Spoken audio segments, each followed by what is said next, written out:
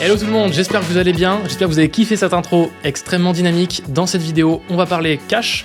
On va d'ailleurs parler cash avec un petit jeu de mots, j'espère que vous l'aurez apprécié aussi. Pour vous parler tout simplement de mon patrimoine, on va faire une mise à jour de la vidéo que j'avais faite il y a 2 ans qui vous détaillait un petit peu la composition de mon patrimoine, ce que j'avais dedans. Donc j'avais déjà à l'époque un petit peu d'immobilier, un peu de crypto, mais aussi pas mal d'actions et différents types de placements. Et donc aujourd'hui c'est l'heure de faire cette petite mise à jour, donc voir comment est-ce que mon patrimoine a évolué, de quoi est-ce qu'il est composé très concrètement et pourquoi est-ce que j'ai fait certains choix. Avant d'entrer plus dans le vif du sujet, je tenais à faire un petit disclaimer qui est hyper important à faire. Pourquoi est-ce que je partage mon patrimoine? C'est pas pour flex sur internet ou quoi que ce soit, c'est pour vous expliquer pourquoi est-ce que je fais certains choix. Donc comme ça vous permet de savoir que, moi je pense que on peut se permettre de donner des conseils, ou en tout cas d'expliquer comment est-ce qu'on peut investir, etc. si on sait d'où la personne vient. C'est-à-dire que si la personne, elle va donner des conseils sur « moi je pense qu'il faut absolument investir en crypto, je pense qu'il faut absolument investir en IMO », mais si on ne sait pas quelles sont ses ressources, est-ce que le mec est célibataire, est-ce qu'il est avec une famille ou quoi que ce soit, on ne connaît pas ses responsabilités, etc. C'est compliqué d'écouter des conseils de quelqu'un. Donc c'est pour ça que dans cette vidéo, je tiens à préciser que voilà la composition de mon patrimoine, comment est-ce qu'il est fait, pourquoi est-ce que j'ai fait ces choix-là, parce qu'en fait vous allez comprendre par mon background, par le travail que je fais à côté, donc le fait que je sois salarié plus indépendant, ça va permettre de comprendre mieux pourquoi est-ce que j'investis par exemple autant en actions et peut-être moins en immobilier ou peut-être moins en d'autres classes d'actifs. Donc voilà, tout ça pour dire que je pense que si on donne des conseils, il faut faire un peu patte blanche et expliquer d'où on vient, quelles sont les ressources qu'on a pour essayer de mieux comprendre comment est-ce qu'on investit tout simplement. Donc bref, trêve de bavardage, on va rentrer dans le vif du sujet. Donc j'avais déjà fait une vidéo il y a 2 ans sur la composition de mon patrimoine. À l'époque, j'avais donc à peu près 100 000 euros de patrimoine brut et donc j'avais environ 80 000 euros de patrimoine net. À l'époque, j'avais donc un crédit étudiant qui restait à rembourser. Et donc aujourd'hui on va faire la mise à jour. Alors comment est-ce qu'il était composé finalement ce patrimoine d'avant? Donc j'avais, donc comme je vous le disais, c'est 105 000 euros de patrimoine brut et finalement j'avais donc 78 000 euros de patrimoine net. Et donc en patrimoine financier, donc ce qui était de l'argent vraiment liquide que je pouvais en quelques jours récupérer, j'avais l'équivalent de 55 000 euros. Comment tout ça a été décomposé? Donc j'avais en investissement, en compte d'investissement, donc ça c'est tout ce qui concerne les actions, les fonds, etc., les assurances vie, etc. J'avais à peu près 40 000 euros à l'époque, donc ce qui était une grosse partie de mon patrimoine, déjà 37% de mon patrimoine net, mon patrimoine brut, qui était donc en actions. En immobilier, j'avais donc 31 000 euros, j'avais acheté mon premier appartement qui valait à peu près 31 000 euros. Donc là, forcément, ça fait un gros pourcentage, même si c'est pas une grosse valeur en soi. En compte bancaire, j'avais 13 000 euros, en livret, un petit peu de livret, et j'avais d'autres types de placements, un peu de fonds euros et quelques métaux précieux. D'ailleurs, les métaux précieux, je vous avais fait une petite vidéo pour vous en parler. Donc moi, en gros, j'avais acheté donc des Maple Leaf qui sont en fait des pièces d'argent. Donc voilà, ça, j'ai ça, et j'ai aussi du coup des pièces d'or. Voilà, je ne sais pas si vous voyez très très bien. Donc 2 petites pièces d'or et donc j'en avais pour l'équivalent de 500 euros, j'en avais acheté l'équivalent de 500 euros chacun. Alors vous allez me poser la question, mais pourquoi tu as acheté ça en physique? Pourquoi tu n'as pas acheté des actions d'or ou d'argent? En fait, je voulais tester l'expérience parce qu'en fait, il y avait des gens qui disaient « ouais, il faut investir dans de l'or et dans du vrai or et donc le mettre dans un coffre au cas où tout s'effondre et tout ». Sauf qu'en réalité, en fait, on a ça chez soi et on n'en fait rien. Donc c'est juste sympa à avoir, je pense. Ça peut être des beaux objets de décoration ou quoi que ce soit, mais je pense pas que ce soit un vrai placement. Moi aujourd'hui, j'ai mis de l'argent là-dedans, mais je ne vais pas continuer d'en mettre, tout simplement. Voilà, ça c'est d'où je pars. Et donc, quel est le patrimoine actuel? C'est la question tant attendue. Donc aujourd'hui, j'ai un patrimoine d'à peu près 400 000 euros bruts et de 189 000 euros net. Et donc là, ça va être important, essayer de comprendre un petit peu comment ça s'est construit au fur et à mesure. Donc pour vous expliquer un peu ma situation, moi j'ai été du coup en alternance pendant que je faisais ma première vidéo. Donc j'étais en alternance et j'étais en micro-entreprise à côté. Donc ce qui fait qu'avec ma micro-entreprise, je faisais entre 3 et 4 000 euros par mois. Donc ça me faisait des gros revenus. Et l'avantage de la micro-entreprise, c'est que c'est directement associé à soi-même. Donc on a juste à payer nos cotisations sociales et après l'argent, il est directement dans notre poche. Donc ce que je faisais à l'époque, c'est que je vivais avec l'argent de l'alternance pour vivre, donc pour sortir, payer mon loyer, payer mes courses, etc. Et donc tout l'excédent que j'avais en micro-entreprise, je l'investissais. Et donc c'est pour ça que si on regarde dans le détail de mon portefeuille, donc on va regarder dans empiler, et je vais regarder donc uniquement les actions et fonds, on peut voir que donc depuis que j'ai commencé à connecter mon compte sur Finari, et bien en gros mon patrimoine donc dépassé de 44 000 euros à peu près 100 000 euros. Donc en gros j'ai fait plus 50 000 euros d'investissement en actions et en bourse de manière globale en à peu près 2 ans. Donc en gros si je fais un petit calcul, en gros en 2 ans ça fait à peu près 25 000 euros par an. Donc ça fait à peu près un peu plus de 2 000 euros par mois d'investi. Et donc ça vient principalement du fait que j'étais en apprentissage, je vivais avec mes revenus d'apprentissage et j'épargnais et j'investissais énormément de mes revenus de micro-entreprise. Et ça a beaucoup changé puisque depuis le début de cette année 2023, j'ai clôturé ma micro-entreprise et je suis passé en SASU. J'avais d'ailleurs fait une vidéo à ce sujet.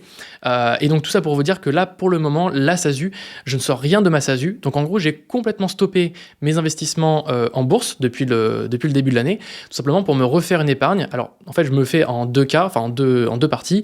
Je vais d'abord faire de la trésorerie pour ma société, donc avoir au moins à peu près 1 an de fonds de roulement et avoir 1 an de trésorerie disponible dans ma société. Et aussi, une fois que ce sera fait, du coup, je ne vais pas me sortir de salaire pour l'instant. Je passerai de ma SASU en EURL pour après me rémunérer et sortir de l'argent. En tout cas, pour l'instant, du coup, je fais de l'argent, je le garde dans la société, je ne vais pas l'utiliser, je ne vais pas l'investir, je ne vais pas le placer. C'est vraiment de l'épargne. Et même à titre personnel, je vais, pour objectif de cette année 2023, ralentir vraiment drastiquement les investissements et me constituer une plus grosse épargne de sécurité, plus ou moins de sécurité, plutôt une grosse épargne, parce que j'aimerais donc enchaîner de nouveaux projets immobiliers, et vous allez comprendre tout de suite. Donc qu'est-ce qui s'est passé cette année ? Eh bien, cette année, donc depuis novembre, j'ai un projet immobilier qui s'est réalisé. Donc ce qui se passe, et ce qui est assez intéressant à voir, c'est que mon patrimoine brut, qui était mon patrimoine net, en fait, à ce moment-là, donc là, en gros, en mars 2023, j'étais à 180, à peu près 200 000 euros, on va dire, 200 000 euros de patrimoine brut. Et donc j'étais à peu près aussi à 200 000 euros de patrimoine net à ce moment-là. Donc en fait, j'avais plus de dette, j'avais remboursé mon crédit étudiant. Et ce qui s'est passé, c'est que donc j'ai acheté un immeuble, un bien immobilier de 4 appartements. Je ferai une grosse vidéo sur ce sujet très prochainement. Et ce qui s'est passé, c'est qu'on peut voir, hop, j'ai une augmentation du coup de mon patrimoine brut parce que j'ai acheté un immeuble et donc forcément ça rentre dans mon patrimoine brut. Par contre, j'ai une dette qui est donc le montant du crédit que j'ai fait, qui va être plus élevé parce qu'en fait, la valeur de mon bien, en gros, je vais avoir par exemple plus 180, donc là c'est ce qui s'est passé, hein. Si on regarde le détail de mon patrimoine, je vais avoir plus 180 000 euros ici. Donc là, plus 180 000 euros, c'est la valeur de mon bien aujourd'hui si je le revendais. Mais en réalité, j'ai fait un prêt de 107 000 euros à peu près. Pourquoi ? Pour financer les frais de notaire, les frais d'agence, les travaux, etc. Donc tous ces frais-là, aujourd'hui, si je revends tout de suite mon immeuble, eh bien, les frais ne vont pas pouvoir être amortis, à moins que je trouve un acheteur qui veuille bien acheter plus cher que le marché, mais ce serait très compliqué. Donc tout ça pour vous dire qu'en réalité, ce qui s'est passé, c'est que quand j'ai acheté mon immeuble, eh bien mon patrimoine net, il a baissé. Donc en gros, je suis passé de 216 000 à peu près euros à 189 000. En gros, j'ai perdu à peu près 30 000 euros d'un coup en achetant cet immeuble. Mais c'était pas très très grave, puisque cet immeuble que j'ai acheté, le projet, le but, ça va être que grâce à cet immeuble, parce que je vais avoir des locataires qui vont payer un loyer et donc rembourser ma mensualité de crédit, eh bien je vais pouvoir m'enrichir. Et donc comment je vais pouvoir voir ça ? Donc moi j'utilise l'outil Libox, je vous en reparlerai, j'en ai déjà parlé plein de fois, qui est un super outil pour faire de la recherche et aussi de la simulation de fiscalité sur des projets IMO. Eh bien on peut voir que, dans la partie évolution du capital net, si je regarde dans l'enrichissement total, donc qui est la somme de la trésorerie cumulée et du capital remboursé. Donc en gros, c'est de combien est-ce que je m'enrichis tous les ans. Et bien on peut voir que année 1, je m'enrichis de 3 000 euros, l'année 2 d'à peu près 11 000, l'année 3 à peu près 10 000. En gros, c'est une moyenne d'à peu près 10 000 euros par an. Et donc si je regarde, un petit peu moins d'ailleurs, et donc si je regarde en fait en combien de temps j'ai remboursé 30 000 euros, on peut voir qu'entre 4 et 5 ans, j'ai remboursé, au bout de la 5e année, j'ai un enrichissement de 34 000 euros, ce qui correspond à ce que j'ai perdu. Donc grosso modo, si on fait un résumé, en fait, en faisant cet investissement immobilier, je sais que pendant les 4 prochaines années, je suis en négatif. C'est-à-dire que si je revends dans les 4 prochaines années, eh bien, je n'aurai pas fini d'amortir les frais de notaire, les frais d'agence, etc. Mais au bout de la 5e année, je commence à m'enrichir de 10 000 euros de chaque année. Donc en gros, c'est 10 000 euros qui, en fait, arrivent dans mon patrimoine net, qui vont venir s'enrichir. Et donc, année après année, je m'enrichis de 10 000 euros en plus. Donc voilà, c'est pour ça que je pense que ce projet était un bon projet immobilier parce que au bout de 5 ans, je commence à m'enrichir. Mais ce qu'il faut bien comprendre, c'est que dès l'instant T, on perd de l'argent et donc je trouve que c'est intéressant de pouvoir le visualiser sur cette courbe. Donc on va regarder en détail chaque courbe. Donc là, on a vu l'immobilier à l'instant. Les actions et les fonds, si on clique dessus, On peut voir que je suis passé de 30 et quelques mille euros à peu près 100 000 euros d'investis. Ces 100 000 euros, eh bien en fait, la composition, eh bien je vais avoir mon compte titre principal qui est chez Interactive Broker, qui est un très gros courtier américain. Si vous ne connaissez pas ce courtier ou si vous êtes chez ce courtier et que vous voulez avoir plus de tutoriels, d'informations, de vidéos sur cette chaîne, sur ce courtier, j'ai une chaîne dédiée à ce courtier qui marche extrêmement bien, que je vous mettrai en description, qui est une chaîne spécialisée sur le courtier. Donc voilà un peu la composition de mon portefeuille. Donc pas grand chose à dire, si ce n'est que j'ai pas mal d'actions américaines et plutôt orienté versement à dividendes. Donc je vais refermer ça. Donc ça c'était mon compte titre principal. On peut voir que sur les 100 000 euros investis, j'ai à peu près 71 000 euros sur ce compte. Mon PEA, donc là qui a une valeur d'à peu près 18 000 euros. Dans ces 18 000 euros, là j'ai vendu pas mal d'actions qui étaient individuelles et je les ai remplacées par des ETF. Donc là, on peut voir d'ailleurs l'ETF MSCI World, où j'ai à peu près 8 000 euros dedans. Et après, j'en ai un autre MSCI World, qui d'ailleurs, il faudrait que je vende pour le remplacer par celui-ci, parce que finalement, c'est exactement le même support d'investissement. Donc comme ça, je vais tout grouper. Et j'ai quelques actions qui sont individuelles, notamment la FDJ et Total, et Société Générale. Ensuite, je vais avoir mon PEI. Donc là, en gros, c'est un fonds qu'on a quand on est salarié. Et donc, en gros, bah voilà, j'ai de l'argent sur ce fonds de placement que je ne compte pas toucher. Donc voilà, il se dynamise tout seul. Ensuite, j'ai une petite assurance vie de chez ma banque. Donc voilà, rien de particulier à dire à ce niveau-là. Et ensuite, je vais avoir donc, quelques autres comptes titres. Donc une très mauvaise opération d'achat d'actions à l'entrée en bourse d'Udemy. Donc voilà, on ne dira rien sur la moins-value qui est clairement en cours. Et comme on dit, tant que c'est pas vendu, c'est pas perdu. Mais bon là, c'est quand même vraiment perdu. Et après, j'ai un PER aussi qui a été placé il n'y a pas très longtemps chez ma banque. J'ai un compte titre chez Trade Republic et Interactive Broker, un autre sous-compte, mais qui n'a rien dessus dedans. Ce qu'on peut voir aussi qui est assez cool sur Finari, c'est que vous pouvez avoir pas mal de détails sur l'ensemble de votre portefeuille. Et donc là, par rapport à mon PEA, mais aussi mes comptes titres, etc., on peut voir que, alors là, on peut voir la distribution donc par action, on peut voir par support. Donc là, ici, on peut voir que j'ai une grosse partie qui est sur mon compte titre Interactive Broker ou par type. Donc là, moi, c'est principalement des actions, quelques ETF et quelques fonds.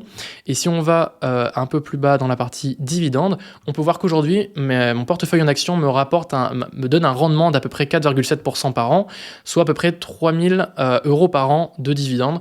Donc ce qui peut être assez sympa à voir. Voilà en ce qui concerne la composition de mes actions, de mon portefeuille actions. On peut aller voir côté compte bancaire, donc là rien de bien incroyable. J'ai à peu près 40 000 euros sur mes comptes. Le problème, c'est que je vais avoir quand même le compte Conto qui est le compte de la SASU. Et en fait, c'est de l'argent qui va assez vite grossir. Mais comme il y a des impôts à payer, il y a pas mal de charges aussi à payer dessus. Et que c'est l'argent de la société, c'est pas directement mon argent. Donc en fait, à chaque fois, cet argent-là, il faut, grosso modo, si on se dit, je veux le sortir, il faut le sortir par exemple en dividende. Et donc il faut enlever, grosso modo, 30% de la valeur de ce compte. Donc je l'ai quand même connecté. Mais il ne faut pas vraiment le prendre brut pour point parce que c'est pas exactement le montant que je possède réellement.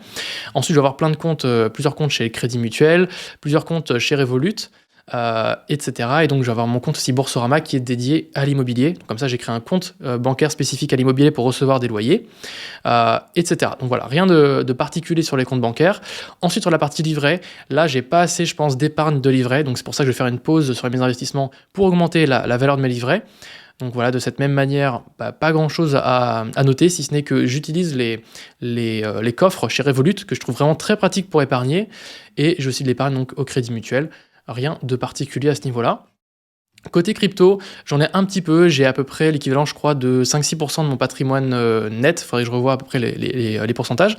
Donc je suis chez Binance, où là je mets, donc j'ai un peu de Bitcoin, d'Ethereum et quelques autres cryptos que je mets en stacking. Donc ça me rapporte un petit peu, mais pas grand chose. Ensuite, je vais avoir des cryptos sur la plateforme Nexo, puis crypto.com, avec pas mal de CRO, avec une grosse moins-value quand même sur le CRO, et quelques autres cryptos un peu partout, mais pas grand chose.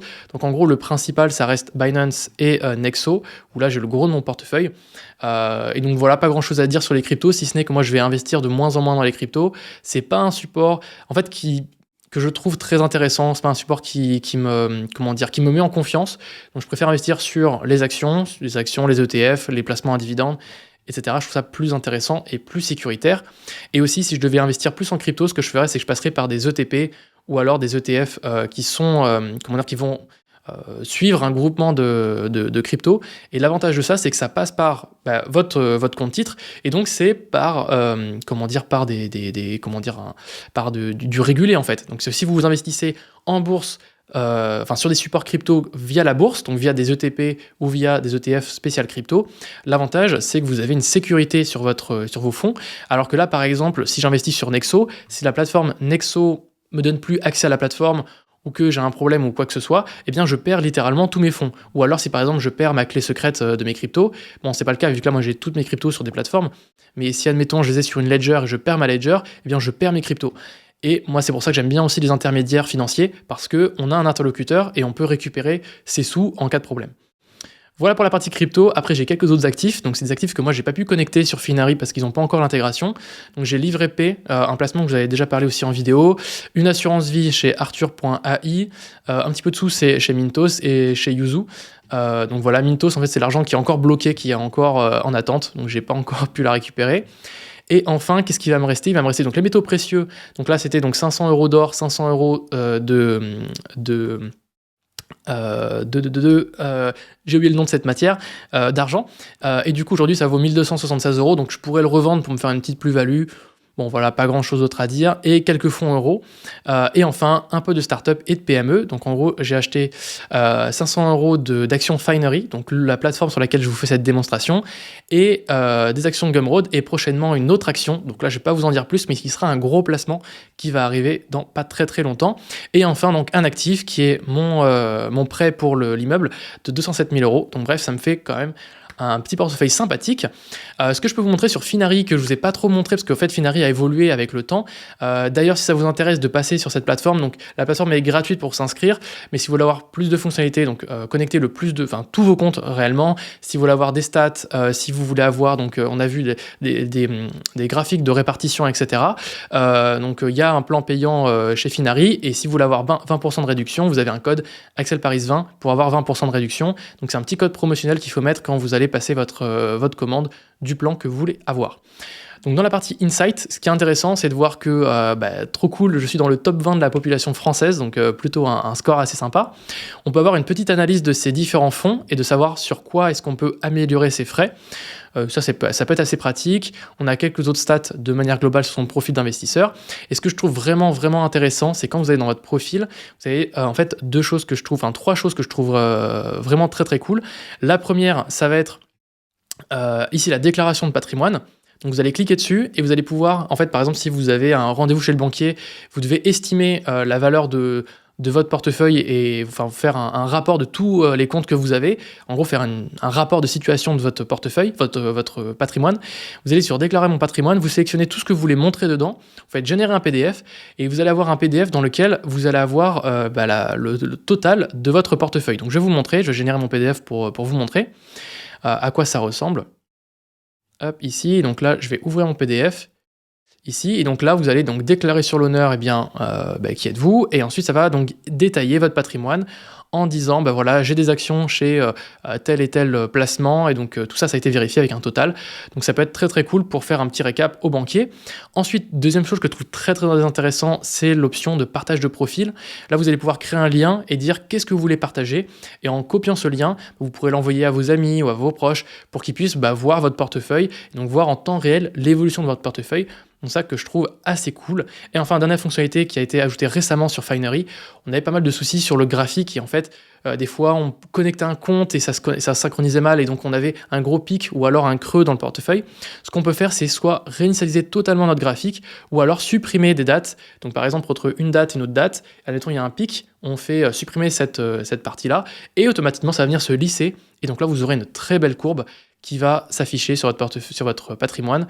Donc voilà, moi j'ai une courbe qui est plutôt linéaire, même s'il y a des petits trous, mais grosso modo, c'est à peu près ça l'évolution réelle de mon patrimoine. Voilà pour ce qui est de l'évolution de mon patrimoine. J'espère que cette petite vidéo, cette grosse vidéo sur comment est-ce que j'ai construit au fur et à mesure ce patrimoine en 2 ans, j'espère que ça vous aura plu, j'espère que vous aurez j'espère que vous avez des questions. Donc si vous avez des questions, ça se passe en commentaire. Et on se retrouve dans une prochaine vidéo, je vous dis à très bientôt, c'était Axel, ciao tout le monde.